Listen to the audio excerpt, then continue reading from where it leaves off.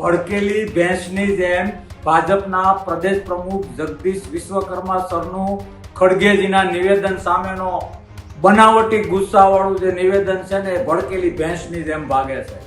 મારે તો એ સલાહ દેવી છે કે આમાં તમારે તમારા સપોર્ટર આમ આદમી પાર્ટીના 2-4 લોકોને બાજુમાં ઊભા રાખ્યા હોત અને તમે જે બોલો છો ને મારે કોંગ્રેસ અને કોંગ્રેસીઓને પૂછવું છે ગુજરાત પ્રજા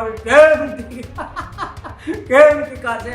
આવું બોલતી વખતે તમારે આમ આદમી પાર્ટી વાળાને બાજુમાં રાખ્યા હોત ને તમારા સપોર્ટરોને તો વાહ વાહ વાહ વાહ વાહ વાહ કર્યા કરત.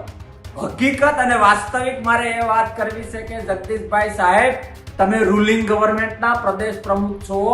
આ રીતના સ્ટેટમેન્ટ ન હોય અને ઓલી ભડકેલી ભેંસને જેમ વાયડ આડી ન આવી એમ તમને તમારો વિડીયોગ્રાફર, એડિટર, મીડિયા ઇન્ચાર્જ, તમારી જે આખી ટીમ છે મીડિયાની જે પબ્લિશ કરવા માટે, કોઈએ તમને રોક્યા નહીં કે પ્રદેશ પ્રમુખ તરીકે આવા સ્ટેટમેન્ટ ના અપાય.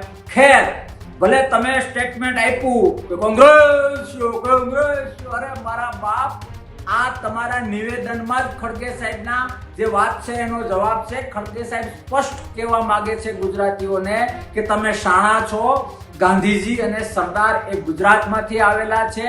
આટલા શાણા લોકોને આ રીતે આ ટાઈપના ખોટા આંખમાં ધૂળ નાખવાના વર્ષોથી જે બીજેપી પ્રયત્નો કરે છે અને સફળ થાય છે, તો ગુજરાતીઓ જાગો, આ લોકોની વાસ્તવિકતા ઓળખો, એના આભાસને તમે આ રીતે એના અંજાવ નહીં, આવું એ કહેવા માંગે છે. અને તમે આ નિવેદનમાં સ્પષ્ટ છે કે હા, ખડગે સાહેબની વાત સાચી છે કે ગુજરાતમાં તમે આ રીતે લોકોને હો હા કરીને ગેરમાર્ગે દોરો છો. જગદીશ સર, રિક્વેસ્ટ કરું છું કે આવું ના હોય. ત્યારે જ ન્યૂઝરૂમ ગુજરાતની યુટ્યુબ ચેનલને સબસ્ક્રાઇબ કરો અને ઇન્સ્ટાગ્રામ અને ફેસબુક પર ફોલો કરો. અપડેટ રહો, સત્યની સાથે રહો.